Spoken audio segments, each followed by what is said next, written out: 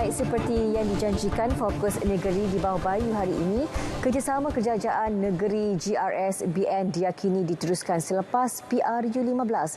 Perinciannya bersama Rita Alusius Malik di Kota Kinabalu. Rita, silakan. Baik, Atika. Ketua Menteri Datuk Seri Panglima Haji Jinor yakin kerjasama kerajaan negeri antara Gabungan Rakyat Sabah Barisan Nasional GRSBN akan diteruskan selepas pilihan raya umum ke-15 PRU15. Formula GRSBN telah membuktikan kepimpinan dalam mentadbir negeri dan membawa banyak pembangunan kepada negeri dan rakyat.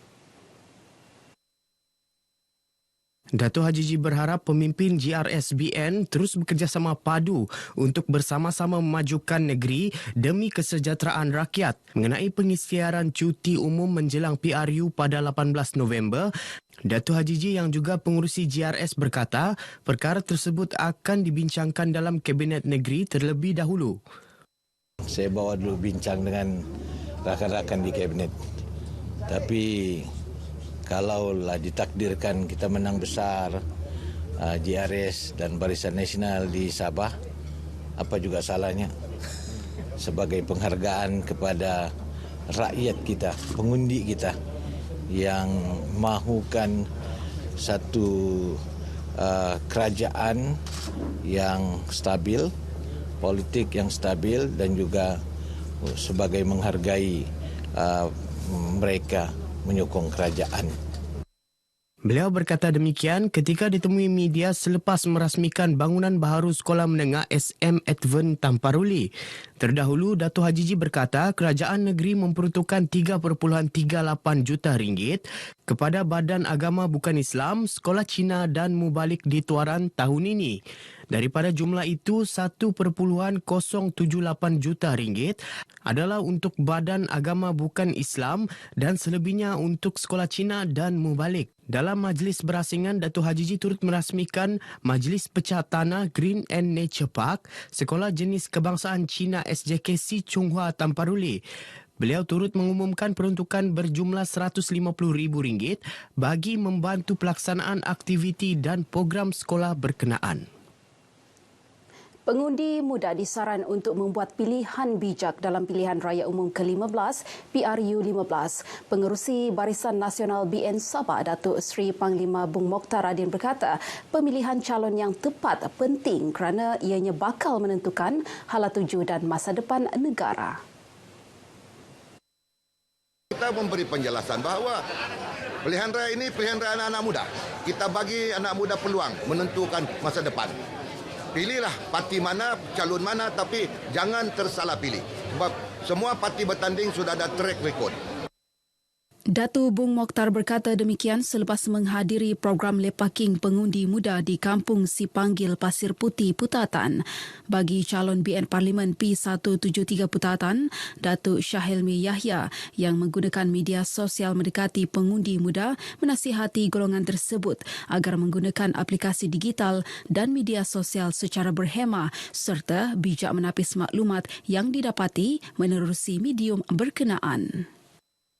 Kita masih perlu kerja keras dan mengenal pasti pengundi-pengundi serta meyakinkan khususnya pengundi-pengundi baru ataupun first time voters untuk turun mengundi. Ya, kita berkempen secara konvensional dan juga media sosial untuk menepati cita rasa semua lapisan umur yang ada di Putatan ini.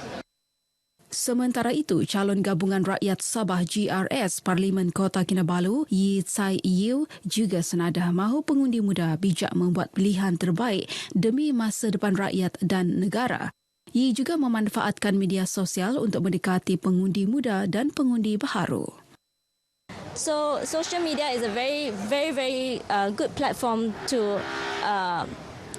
let everyone know about what's going on, but of course we won't forget about newspapers and the traditional walkabout and all. So because we have to go out and meet people wants to know me, right? People wants to know all the calon.